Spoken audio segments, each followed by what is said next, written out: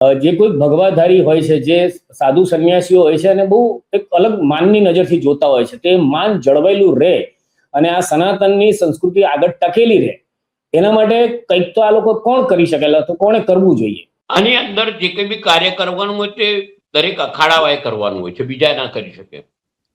હું પોતે નાથ સંપ્રદાયનો છું, તો અમારે નાથ સંપ્રદાયની જમાત નિર્ણય લે કે આને સજા કરવી કે નહીં કરવી.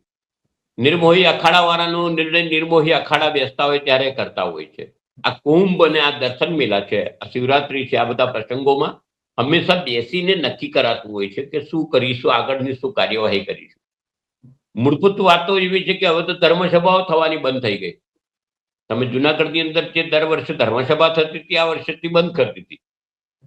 હવે બેઝિકલી ક્યાંક ને ક્યાંક વાત એવી આવે કે કોકને હાનિ થાય, પણ આમાં નિર્ણય લેવાય, ક્યાંથી નિર્ણય લેવાના હોય કે આમાં શું કરવામાં આવે.